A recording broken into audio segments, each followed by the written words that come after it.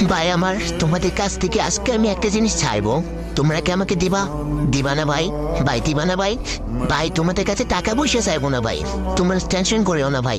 ভাই তোমাদের কাছ থেকে ভাই শুধু ভাই একটা দুটো কফলিন চাইবো ভাই, আর একটা লাইক কমেন্ট শেয়ার ভাই।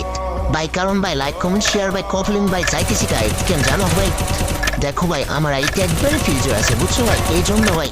ভাই দেখো না ভাই আমার আইডি তো ভাই ভিউ হয় না ভাই, মানে আগের তুলনায় ভিউতে এখন একবারই আসতেছে না ভাই। ভাই তোমরাই বলো এভাবে চলতে থাকতে ভিডিও করতে আর ভালো লাগে বলো?